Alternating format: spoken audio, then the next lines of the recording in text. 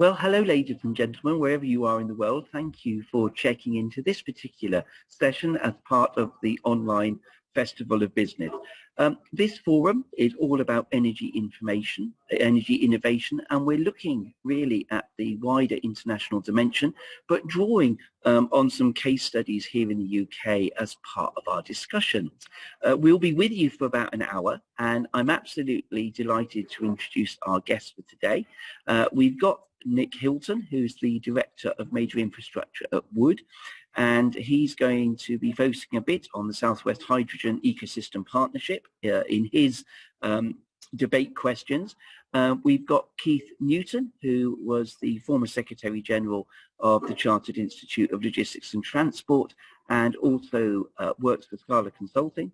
And we also have Dave King, the Engineering Director from Viva Rail, looking at innovative ways of powering trains. So we've got three people from a very different set of perspectives. One's from education and training, one more from the hydrogen angle, and one from looking at electricity generation.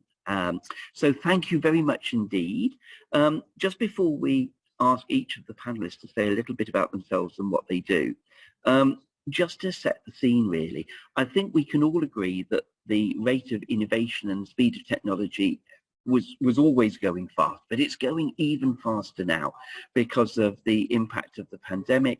The supply chain and logistics sector, and we're counting energy within that, has seen some absolutely dynamic and dramatic changes over the past 2 years. And in some cases, the industry and the private sector has been extremely resilient.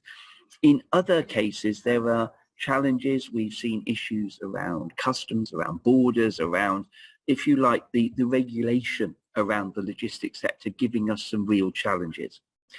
The Chartered Institute of Logistics and Transport, who I work for, so my name's Jon Harris, and I look after the education and business development side.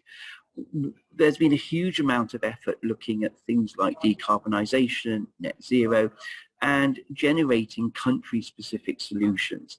So over the past couple of years, we've had a number of webinars, of technical discussions, and as part of this, you know, the energy sector, the issues around how the supply chain can carry on functioning effectively have been very much on the tip of our tongues. We're going to focus on 4 aspects in this panel, so we've asked the speakers to have a think about this. One is around the importance of piloting and testing within the energy sector. Second one's about the technology available. Third one's about the skills. And finally, the importance of us all working together in partnership. So this is a little bit about the journey we're going to go on for the next hour. So that's enough from me. Thank you very much for checking in. And let's hand over to our first speaker. Let's go over to Nick and just ask you to introduce yourself and just say a little bit about SWEP as well. Thank you, John. As you said, I am a director at Wood. And I look over major infrastructure. I'm also on the steering group for the Southwest Hydrogen Ecosystem Partnership. My background's pretty diverse, actually. I started off as an environmental practitioner. I moved into project management type work, but if I actually sum it up, I spent most of my career working to bring forward sustainable infrastructure in a sort of variety of sectors, from sustainable transport to energy and at times even sort of minerals and extractives. Now, in terms of the 2 hats that I wear, if you'd have looked at Wood 10 years ago, you'd have found us to be a consultancy business that mainly worked in the oil and gas sector. If you look at us today, we're quite different, and 70% of our work is outside of the oil and gas sector in things like renewables and sustainable transport. And I guess that journey that we've been through is really representative of the journey that society as a whole will need to go through in transforming to a net zero economy. So it's that piece, I guess, looking at SWEP that we'll discuss today. I mean, SWEP is a consortium of different businesses and organisations that are looking to bring forward a hydrogen economy in the Southwest, and hopefully we'll touch on that in a bit more detail later on. Okay, that's lovely, Nick. Thank you so much. Let's go over to Dave at Viva Rail. Perhaps explain a little bit about who Viva Rail are and the kind of technology development you've been involved in so far. Yes, hello John, thank you, hello Nick, and everybody else who's listening. As you introduced me, John, yes, I'm a director of the company Viva Rail Limited. Viva Rail is a relatively young company. We were set up in the year 2014 with the objective of providing passenger trains at a far more affordable cost than had been the norm from the established suppliers of new trains. And our modus operandi to do that was to purchase the majority of the fleet of London Underground District Line trains. They're not the tube trains, they're the tiny tube trains, they're a little bit bigger, same size as most mainline trains in this country. They were being retired early, having had a useful life of some 25 years, and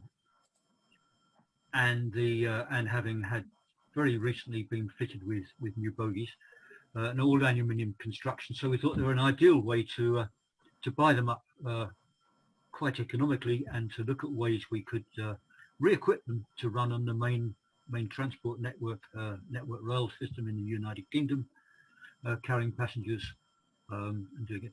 We started off thinking, well, electric train, if they haven't got a third rail to run, and it's very easy to fit them with some diesel generator sets, which we did.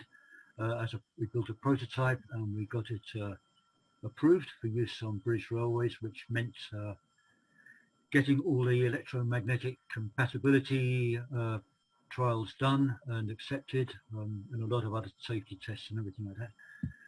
And that's resulted in a small fleet of trains which are running between the cities of Bedford and Bletchley in Buckinghamshire, so Bedfordshire and Buckinghamshire. At the time we produced those, diesel was starting to become a bit of a dirty word, and we managed to inherit some batteries, some lithium-ion batteries. So we built a test train to see if we could run it on batteries. And of course, running a train on batteries, electric train, isn't difficult. First one was done about 100 years ago, I believe, up in Scotland. We built a test train and we fitted it with lithium-ion batteries, and we looked at what the consumption was going to be, how to control the temperature management of the batteries, how to charge them, and we've also looked at making it into a hybrid, which we did. We tested it as a hybrid, and that's resulted in a couple of things which we've done more recently. We've got a fleet of trains in North Wales which will be starting to carry passengers later this year, which are hybrid trains, diesel gensets and lithium batteries. We built a pure battery test train which we demonstrated in Glasgow in November at the time of the COP26 conference, and we're looking to demonstrate that in full passenger service in the middle of this year. Excellent. Okay, that's about it. Yeah, that's a no thank you. That's a sort of potted history of the journey so far with Viva Rail. So again, a very different sort of background, but again with the commitment to carbon, etc., being quite critical. Our third speaker is Keith Newton, who I think has just stepped out of the room for a minute with a couple of connection issues. So what I'm going to do is go straight to the first question, and then when Keith joins us, I'll allow him to say a little bit about what he's currently doing. So my first question is a big one. Okay, so Nick, energy innovation and its global impact. Where do you think the biggest advances have been in the last couple of years? I know hydrogen and the particular project at the moment's got quite a bit of your focus, but if you had to kind of survey the world scene on energy, where do you think the issues have gone, particularly during COVID? You're quite right. It is a big question, isn't it? I suppose I'd probably like to take this from a high level to begin with, and then we can drill down into that as we get into the issues. But I think there's three things that I think have really changed in recent years. I mean, expectation, urgency, and delivery. Now, in terms of expectation, I think we're all experiencing climate change in different ways. we're seeing it on the news, we're at home seeing perhaps heavier rainstorms, warmer, wetter summers. We talk about flooding and we see flooding all the time. And I think that sort of personal experience has changed the narrative fundamentally. The point around urgency is a very tricky one, and it's interesting that COP26 has come up already, and that's going to be my reference point here. I mean, I think by the end there was clear consensus that the urgency around transformation really is there. But I think the question that was remaining was whether there was government consensus. For me, if you looked at the business contributions, there was certainly a level of urgency that wasn't there 5 years ago. And to use an example, to take, I think oil and gas companies are a really good example of this, where they've been able to make profit, they've been able to see themselves going forward, they've been able to deliver shareholder value for the last 10 decades, whatever it may be. Whereas now they're seeing an existential question, and you are genuinely seeing that urgency of delivery around the Shells, the BPs and so on, moving into renewables at pace and taking on those concessions. And then the final point I was going to make was around delivery. And I think this was one of the real positives that came out of COP. For me, I really sensed a great desire to accelerate that delivery of net zero solutions, be that in transport, be that in generation of energy, whatever it was. And we'll touch a bit later on the aviation industry, which I've been involved in for some time. But again, I think that's another example of a real existential question, where some of the panels that I was on were asking the question, is there a future for the aviation industry? The answer to that question was unequivocally a yes, but with change that needs to happen very rapidly. So really there lies the crux of my answer, I guess, that across a variety of industries, we found ourselves really moving from questions of whether we should and when are we going to do it, to a question really that is now about, we're going to do it now, so how do we do it? Okay, well, that is a really nice link then through to the same question over to Dave. I mean, Dave, you were up at COP26. You took your latest prototype train up there for everyone to have a ride on and to actually touch it and feel it. What's your experience then around this agenda? You know, do you think there's a real thirst for investment, particularly in sustainable travel modes, or is it going to take a bit more pushing and shoving for people to trust new technology? To answer that, I think there's a thirst to have it. Whether there's in this country a thirst to invest is another question. It's something I was going to talk about later on. Really, the investment in railways and passenger trains in this country is governed mainly by the Department for Transport, and they've recently told all the train operators to reduce their operating costs by 10%, which probably means there's going to be a lot of redundant trains. So investment is a bit of a headache, and I think I'd like to come onto that in a little while, John.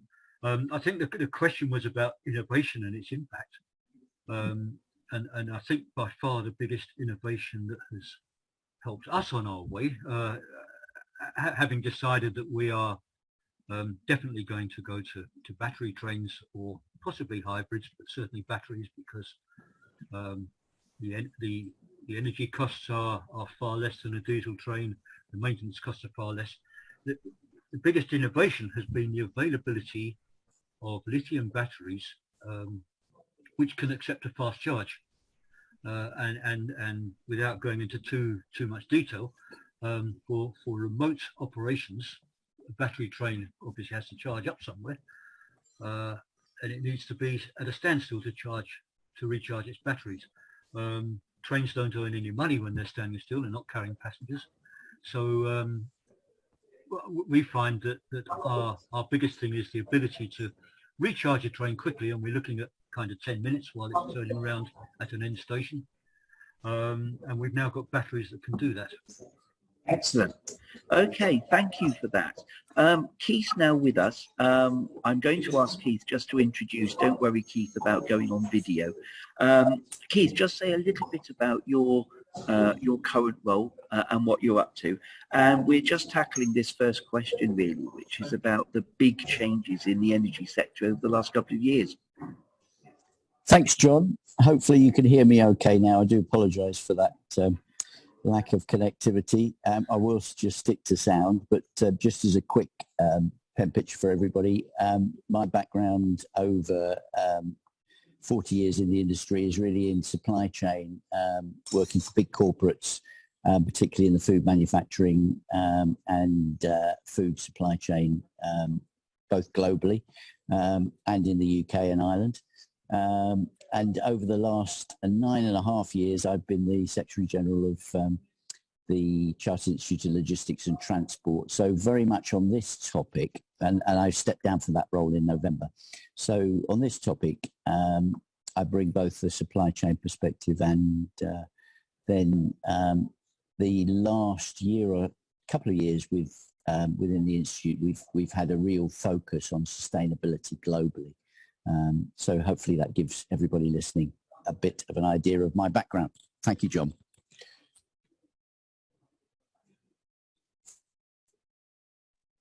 Okay, thank you very much, Keith. Let's move on then, if I can. I'm going to go to Dave again, actually, and to Nick on this one. Piloting and testing is obviously something really important. You don't want to do something that is actually, not proven fit for purpose or waste a lot of money. Tell us a little bit about the value of testing out the tech. Let's hear about Schwepp first and then from Beaver Ale. We just want a bit of insight about the value of that stage in the process. Thanks, Nick. Thank you. So Schwepp came about really from a challenge, I guess, that was put by Bristol Airport. They were busy sort of preparing climate change action plans and dealing with what they could do around decarbonisation in the sphere of their own influence. And the question was really, well, what's the game changer here? How can we go about it? So we thought about it for a while. And the resounding conclusion is, well, you want a game changer and you really can't do it alone. You need a group of organisations to deliver really something truly transformational. So Schwepp came about from that concept that it's a big idea here and we want to deliver a hydrogen ecosystem in the south, but it's not something that can happen overnight. So we started really from the philosophy, I guess, of what we described as thinking big but starting small. And that's, I guess, where the sort of testing piece comes into practice. Now, a bit of background on Schwepp. It's a group of organisations. It includes Bristol Airport, it includes Wales and West Utilities, it includes Airbus, it includes EasyJet, ourselves at Wood, EDF Dynamics, and a whole series of other organisations such as GW4 and Business West that have been supported, Western Gateway are another one. So what we're seeking to do is really enable an environment where innovation can thrive. So within this overarching banner that we call Schwepp, we recognise the need for pilot and testing projects, be that hydrogen supply for the aviation industry, small-scale hydrogen production projects, hydrogen import and export opportunities, or hydrogen buses. We know that we need, I guess, 3 components to make the ecosystem work and make a hydrogen economy work as a whole. We have to be able to make hydrogen, we have to be able to move the hydrogen to places where it's needed, and then fundamentally we need a market for it, we need to be able to use it. So to get to a point where we can scale up all of those components, pilot projects are critical to understanding that use case. So I guess really we're at the stage at the moment where those pilot projects are just beginning to kick off, and those organisations are coming together in smaller groups to see how that can happen. So what I'd really say at the early stages of any sort of transformative project, the business case is going to be challenging. Hydrogen is expensive. As Dave said, do people really want to pay for this at this stage? So I guess in terms of helping that testing environment, that environment of innovation come forward, as Schwepp, as Wood, we really ask government and industry to look beyond that sort of initial challenge around the cost to a sort of positive vision of a decarbonised future. And what we can see from Schwepp we've had such a positive uptake, and the partners understanding that and investing right from the outset. Okay. Excellent. Let's just turn over to David. I mean, in a nutshell, David, was your journey similar? Or did you find, for example, that it wouldn't have happened unless there'd been technology grants for the first trains to be converted? You know, what was the environment you had to work in order to make those test trains come to reality? Okay, well, first of all, just on the principle of testing in the railway industry, it is, I think, as everybody knows, a very, very conservative industry. Safety is all important. As I explained earlier, trains are built with a long life expectancy, somewhere between 30 and 40 years, and the introduction of change is very slow. So in our industry, it is vital to prototype things, test them, demonstrate them, prove them before anybody's even going to look at them to purchase. So we took that initiative. We did it without government support initially. We built our prototype train from our own investment, our first one. We built our first battery test vehicle from our own resources without investment, and we built the prototype of the hybrid version from our own resources. The only time we actually got any help at all from our government was an innovation grant, which helped us to develop an automatic fast charging system for the train, for which we're grateful, and it works well. And we used the grant that we had. We built it and tested it and demonstrated it, and that's fine. And we hope, as I think I explained, very soon to be able to announce that we're going to do a full-scale passenger trial with a fast charge system and a battery train very soon. But to come back to the question, yes, testing and prototyping is absolutely vital in our industry, and we have made a number of applications for government funding, only one of which was ever successful. Excellent. So Keith, I'm going to come to you with a couple of questions now. Let's go more global on this. If we think about the way supply chains and logistics organizations have had to change the way they work and become more agile during COVID, is there some lessons you think we can learn around energy procurement, particularly the manufacturing sector and certainly the distribution sector?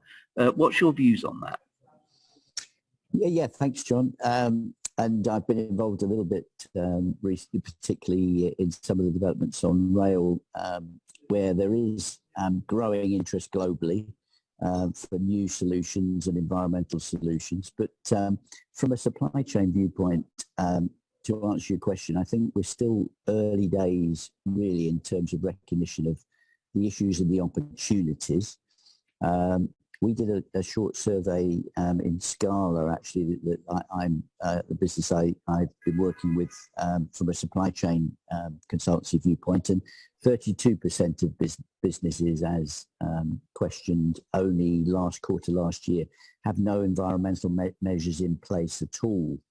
I think the issue still remains that there needs to be a focus from businesses on, well, how do you measure your impact on the environment, and once you do that, understanding the things that you can do. And I think that COP26 and other things have raised the awareness of that. But I think importantly, we're still at a stage where people are only really looking at their within the wider supply chain, we're only really looking at the impact on their own operations. We're still not looking in an integrated way across. So if you're manufacturing anything, your footprint, if you only look at the parts and the components that you manufacture, you're only looking at quite a small footprint. But if you're then widening that to look at the overall impact of your total supply chain, it's of course a much bigger task. and also a much bigger opportunity. And I think that's the real task that is ahead of us. More awareness of that and more understanding of how you do that. Let's just stay with that then, Keith, because it's interesting here. We've heard from Dave already about the rail industry historically has been quite risk averse, so they're quite conservative in piloting things. We've heard from Nick in terms of, you know, hydrogen is expensive, but actually you've got to bite the bullet. Is there an issue here that with the supply chain, this causal change issue is still a bit of a challenge? So I will do what I can directly influence. I will look at what I can control. But if it's actually involving third party or fourth party providers, it's all a bit difficult. And also, is there a bit of a risk averseness? So we've got COP26 saying, let's accelerate, let's decarbonize, we have to, there is planet urgency. And yet within the private sector, for example, there's reticence, and perhaps even within public sector, there is concern over perhaps wasting money from the public purse. Do you think there's a bit of a tension here around we can't afford to delay versus actually where's the money coming from? What's your take on that? Yeah, I think it's evolving. I think there's good and bad news on this. The interesting thing from a supply chain viewpoint is I think COVID is the pandemic has helped in some respects because people are understanding the connectivity and the linkages. And you know, if we just take rail for example, I think there's been acceleration of slight acceleration of goods from road to rail and starting to understand the benefits of doing that. Certainly in a UK context, there's been huge increase in capability just in terms of delivering parcels, for example, in the UK, to do that in a more efficient way, but more environmentally efficient way. And the good news is that a lot of businesses are now looking at this at a board level. If you look at people like SEVA, DPD, UK, their UK operations have got people with a focus on the environment, which they didn't have 12 months or so ago. But it's accelerating that, I think, which is the difficulty. And then you get into costs and you get into, there's a growing realization, but I think the sort of things that Dave was pointing out there in terms of funding are still areas where realistically there's a lot more work to be done. Excellent. Thank you, Keith. Before we move on to perhaps a different angle, Nick, are we running before we can walk, or do you think there is an urgency hydrogen debate? Well, let's on that one, let's take the aviation industry as an example. Yeah, sure. Yeah. So we know very well that we're not all going to be flying around in hydrogen aircraft tomorrow. But that does not mean, in my view, that we should not be thinking about it today. We know, and Dave's touched on it with the rail industry, that this is long lead-in periods, both in terms of the innovation piece and then in terms of the delivery piece. But I think what we've got to accept alongside of it, alongside that, is that there will be a step through of technology. And that old adage of don't let the perfect be the enemy of the good really, really does apply here. So I guess what I'm getting at here in terms of the aviation industry, there's nothing in any particular policy that I'm aware of that says aviation growth is going to stop or it should stop. And I'm not aware of any international policy that even implies that. So therefore, we're kind of stuck with offsetting in the short term. So we get to the point where zero aviation emissions is possible.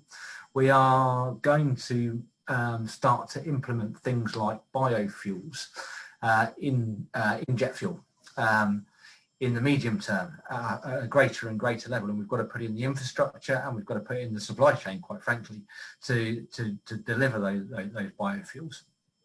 And then if we're looking towards let's say 2020, mid-2020s, we'll have some sort of delivery of potentially small-scale hydrogen aircraft. By 2035, we might have some narrow-body aircraft flying short-haul distances with significant numbers of passengers. It's even going to be a stretch to achieve hydrogen flight by 2050. So all of these step-throughs are going to for a very, very long time, in my view. But as I say, that shouldn't stop us innovating in all of these fields as we get there. Thanks, Nick. I'm going to flip back to Keith now. So, you know, this is a challenge, and perhaps think of it from the supply chain or the manufacturing perspective, if it helps. Is investment in this whole area of energy, is it important to accelerate the tech in its own right because it's a good thing, and therefore money should be, you know, granted or whatever to just test out the tech in its own right? Or should we be looking at its application? In other words, do we need to understand the energy consumers? Do we have to understand their attitude towards this before we kind of get people to sign up to new technology? I'm not suggesting at all that what anyone's doing on this panel might become a white elephant, far from it. But is there a risk that if people don't want the newest thing on the market, that actually the trajectory then fails? Yeah, I mean, I think this is a big question, and it's different really, corporates to individuals in really sense. But I mean, corporate behavior and individual behavior is often driven and usually driven by cost, isn't it? So, you know, the heat pump example, as against a new boiler, not many people will spend 3 times as much on a heat pump compared to a new boiler if they've got to do that sort of in the next few months. So new technology is fascinating, and people will look at the heat pump option, but a lot of people will make the traditional, actually non-environmentally friendly option. And I speak from personal experience on that. So, but you then translate that. So there is still a lot. So in terms of the tech solutions, I would encourage through whatever means that those are researched and developed and move further forward, with situations where that can be favourable. So where that can be favourable, Dave and I are talking with the Malaysian government about battery operated trains, and they're looking also at hydrogen long term. Well, the hydrogen is long term, but they are an environment where that could increasingly become an opportunity, but it will be longer term. So short term, yes, it's going to be based on the availability of finance, going to be the cash and the business case. But we all have to, I think, encourage a look at the longer term tech solutions and try and keep those live and keep those, you know, people are really just starting to understand them. The global consumer is only just really starting to understand those sort of things. So, yeah. No, thanks. No, that I like the heat pump to boiler example. It makes it really understandable.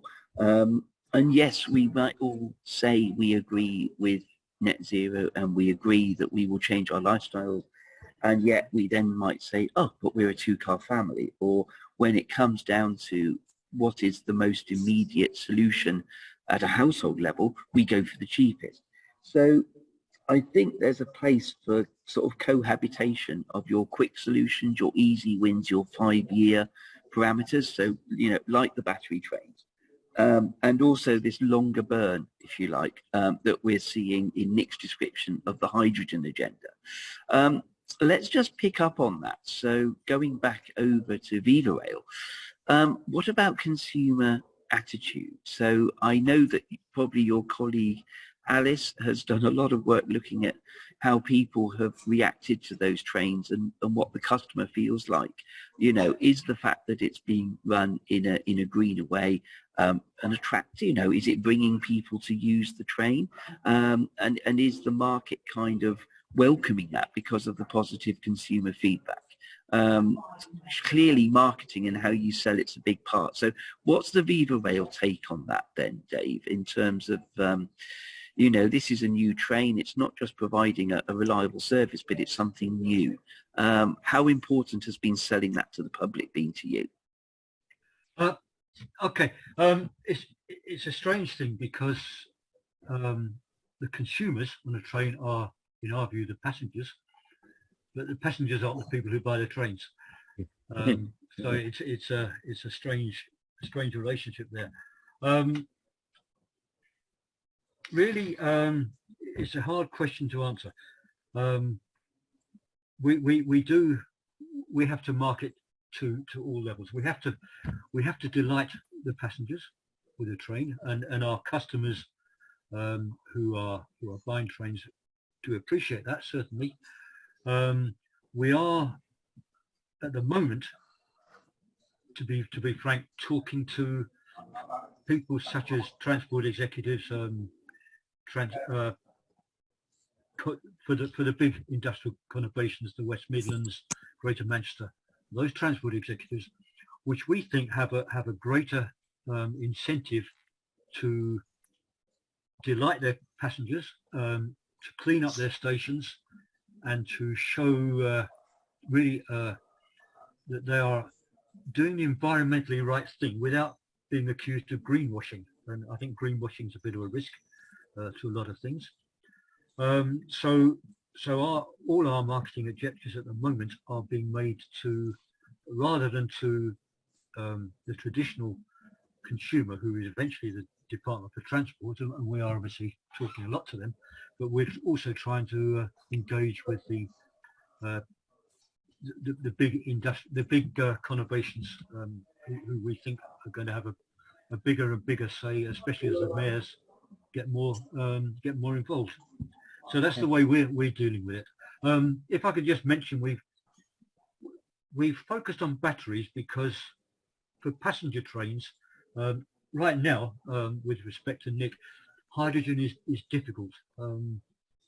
It's difficult to transport.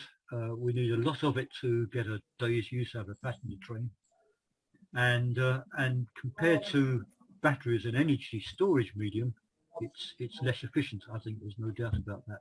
So that's why we're focusing on batteries. And at the moment, it's a long road ahead. That's it. That's all I can say.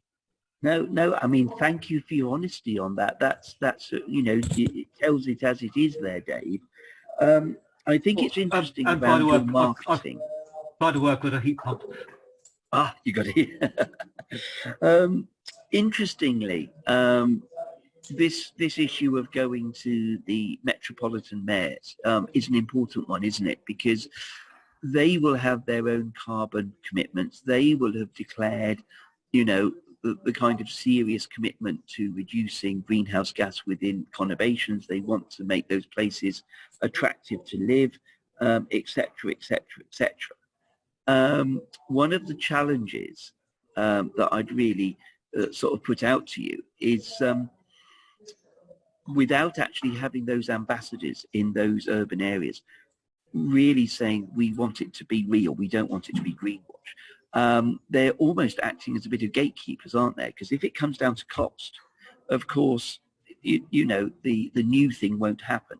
If it's to do with serious commitment to carbon footprint reduction, then actually we might see a glimmer. So we wish you absolute well with that quest and that marketing campaign. Let's move on to a different angle now, which is around skills. Now, one of the big challenges, and we've got a debate around this tomorrow, if anyone is interested and is viewing, we have a whole discussion around transport logistics skills tomorrow. But for now, what happens if we don't reskill or upskill quickly enough to deal with the energy sector? So it's demanding fresh thinking, strategic thinking, and working with applications that are new. So Keith, what do you think the dangers are here that we've got going on? Yeah, thanks, John. This is obviously certainly with my CRT hat on is a very key area, but I think it's been made more so by the pandemic factors that are coming in, and we because of that, in many respects, many of these things have gone slightly backwards in the last couple of years, but. I think the first realization is that skills are needing to be replaced on a much quicker timeline. little statistic here, the World Economic Forum's Future of Jobs study that they've done estimates that 4 out of 10 skills will need to be replaced by 2025. Now, you go into the detail of that, and that's very short time frames, and means that businesses broadly, generally, need to look at not just employing people with the right skills, but reskilling those in jobs, and it's that is critical. And if you couple that with the fact that certainly in my working life, a lot of my skills retains their applicability over long periods of time. I always remember when at the first factory I joined, the person operating the biscuit machinery was 64, and he'd started on that plant when he was 14. Now, that's a statistic going forward, so that's just a picture that won't happen. That doesn't happen now. And therefore, there is a need both for the sort of hard and the softer skills for individuals to focus on continuous learning, so they're continually updating their knowledge, and for businesses also to focus on equipping and re-equipping people in the workplace, as well as recruiting people with the right skills. Now, I hope that gives you that. A little bit of discussion in a bit more depth.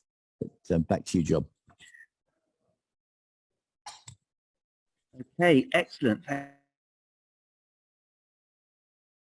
Sort of question. Do you agree with Keith, or perhaps you're coming from a different position? No, I completely agree. I mean, I think that point around upskilling and reskilling rapidly is critical. So, I mean, I'll start with positive examples, and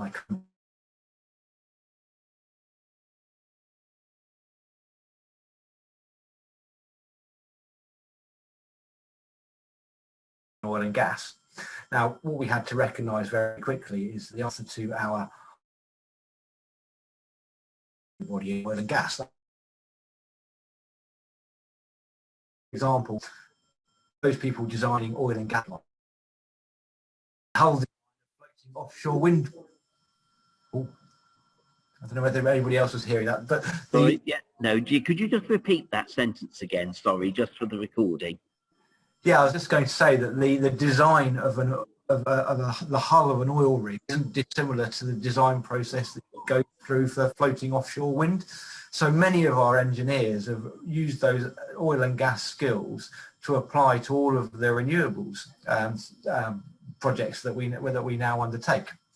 So I think there's the positive. I'm kind of proud of what we've achieved there, and I think there's many people in the business that would also be. So the negative side of things, right at this moment, we cannot hire enough engineers and scientists as we need to deliver the projects that we're being asked to do day to day. We are turning projects away. It's the first time in my career I can remember doing it on the scale that we have. I certainly used to operate by an adage, really, that as a consultant, you basically don't turn down work because it sends the wrong messages to your clients. Right now, we need to focus on delivery and delivering the right projects. So key areas, we look at the hydrogen piece again. And for the record, I'm not trying to promote hydrogen here. There's lots of different parts of the renewables economy that we need to promote. But things like cryogenics, things like electrical engineering for EV, absolutely critical. So the question I think you posed initially, what happens if we don't upskill? Then we'll fail to deliver, and other people will deliver in our place, is my answer to that. There's almost a bit of healthy competition, but not enough to go round. I mean, David, let's just reflect on this before we move on to our sort of final questions. The VivaVail experience was, I know it's an SME, and you brought this together quite quickly, and you assembled it using a number of thought partners. Did you have everything in-house, or did you rely a lot on other consultants and things to actually help you bring about your first prototype? Well, it's a mixture, obviously. People, but I do agree with Nick.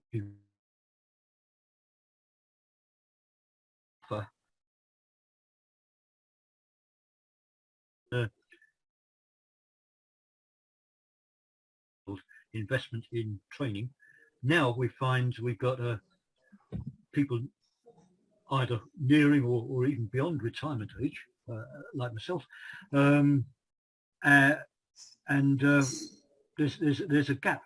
The second difficulty we have is that because of technology changing, we have to think. I mean, we've recently introduced a fleet of trains, replacing some much older trains which were all mechanical.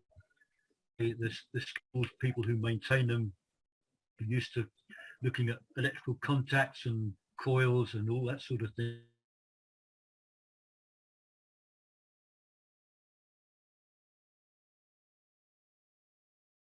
Second is we need new skills to deal with things that people used to deal with in a completely different way. Bringing youngsters, but it's not easy, but it's vital. And Keith and I have been members of CILT and have in it for we keep these bellways.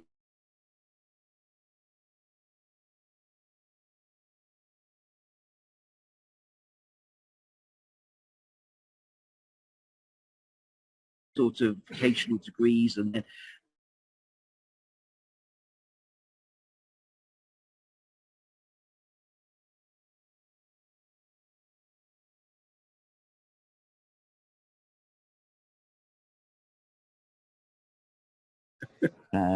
I think if you look at sort of UK incorporated, we're not going to succeed as UK incorporated with being a low-cost manufacturer going forward, but we are going to succeed because of the knowledge and the understanding that we've got, and therefore sort of continue to build that and to then share that globally. That's the big opportunity for UK incorporated, and the sort of businesses that Nick and Dave are all part of. That people want to have these new solutions, and therefore it's up to us really. We've got a huge talent pool out there, certainly from a UK viewpoint. But we've got to use that so much better, and people have got to be not treated as a commodity, but they've got to be skilled and equipped. And I from the sound of it, Dave and Nick very much in their businesses have got that focus, but it's encouraging others to do that, I think, on a much broader scale. Yeah, definitely. There's a key lesson to be learnt there from the work that we're already seeing within Wood and within Viva Rail. Certainly more of that is needed, and the whole attitude towards positive skill sharing, mentoring and bringing people along, particularly talented younger people. So let's go to the big P word, so partnership and collaboration. What are the lessons learned? Let's go to Schwepp first. Without cross-sector working and collaboration, do you think you would have come this far this quick, Nick? No, I mean, the short answer to that is no. And as you know from our briefing, this is sort of one of my favourite questions, if you like, one of the sort of key takeaways from COP, where we did run a stage. So I think the real positive of things at the moment is a real willingness across the industry to collaborate on some really big things. So in the context of Schwepp, we look at the sort of current assets and skills in the Southwest. We'd have traditionally looked at this in terms of sectors, the nuclear sector, Hinkley, the aviation sector, utilities companies, ports and harbours, surface transport, housing, all things that we look at as sectors, right? In my view, not anymore. Decarbonisation and the creation of a carbon economy simply can't be delivered without that cross-sector coupling and without that collaboration across those industries. So in the case of Schwepp, neither Bristol Airport nor Rolls-Royce nor Airbus can make sustainable aviation fuel for themselves. They need to collaborate with refiners and oil businesses to bring that forward. There's not enough renewable energy in the UK to either power all of our trains or create as much hydrogen as we might need for certain parts of the economy. So we're going to have to partner across those various pieces in order to enable that upscaling of the technologies to deliver. Now, back to SWEP very briefly to conclude.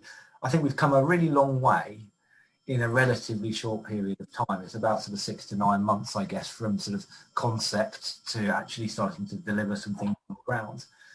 There are pilot projects emerging for us, and that's fantastic.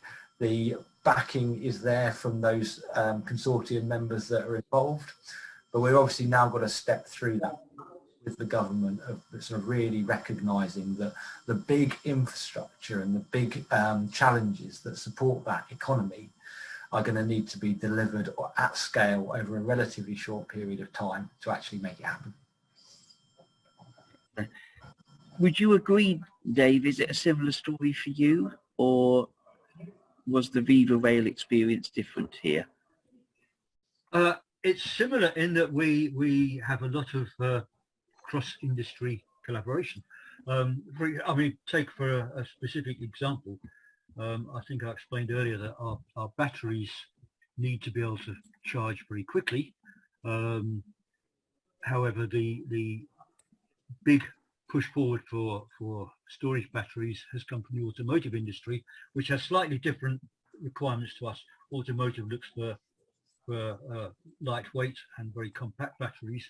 We're not so worried about that, but we do need to charge them very quickly.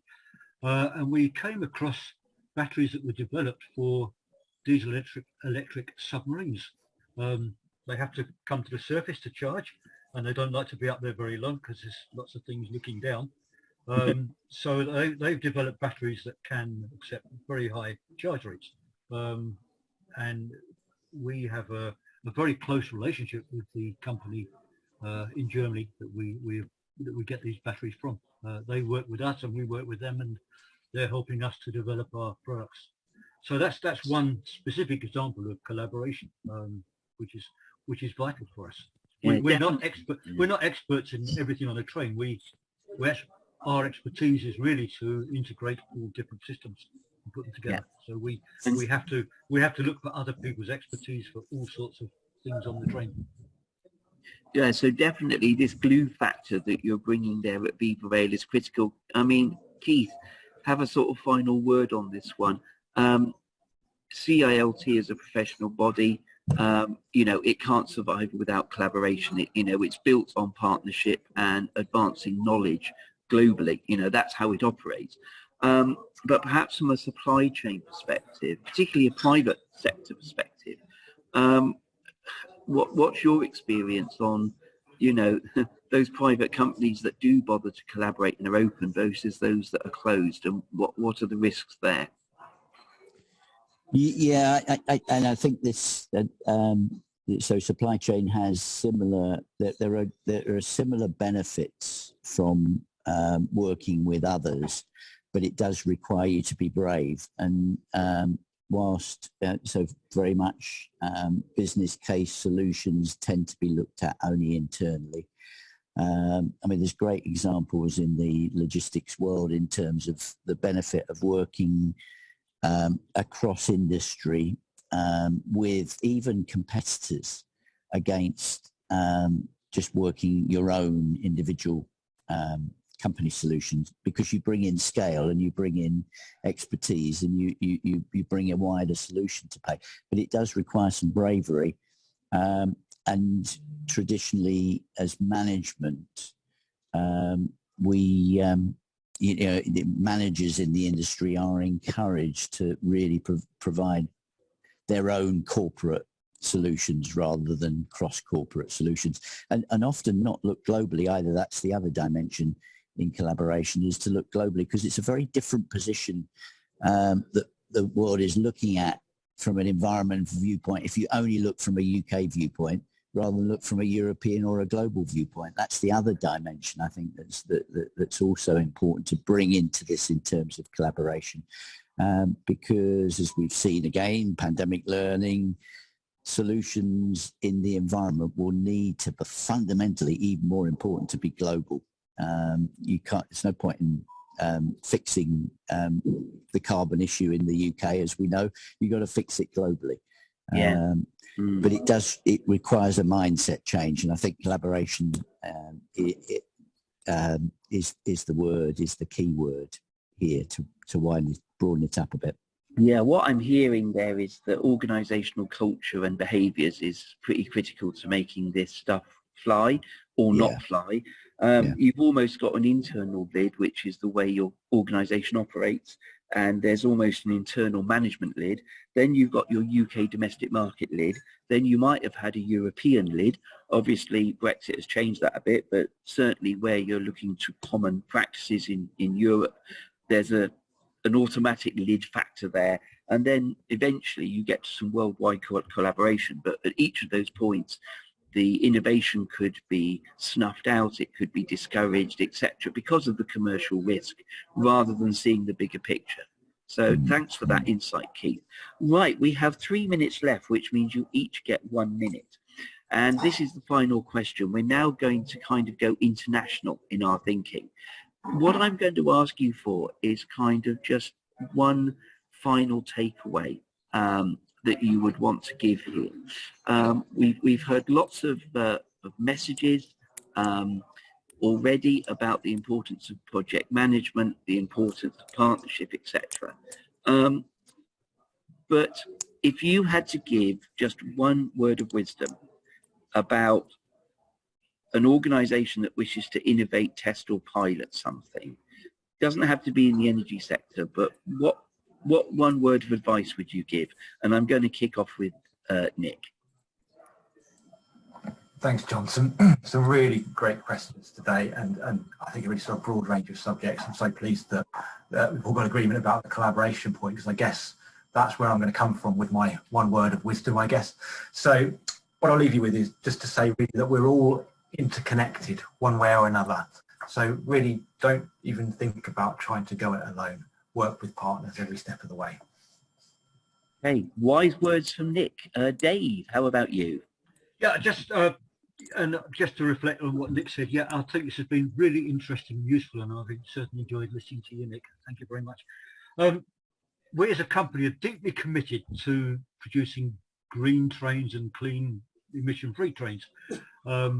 Along our journey over the last years, we've been rebuffed, and we've had disappointments all over the place, but we've had to keep our eye on the ball and keep a view on where we're going. So I thought my single word was don't give up, but Alice said to me persistency. So the word is persistency.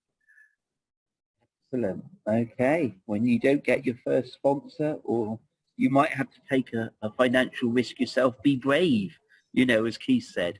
And Keith, I might have stolen your punchline. You might say be brave, but what would your one word of advice be? Well, I thought communicate, and I think it does link into what Nick and David said that. So I'm 100% on board with their take on this, to collaborate, to be persistent. But think about how we communicate, because we are offering sort of some critical keys to to the world really out there, and how you communicate that, how you successfully communicate that, I think is very important. And perhaps thinking out of the box, who are the best communicators of this within the business, and how do you communicate that? How do you market it? It's back to the marketing question you had earlier, isn't it?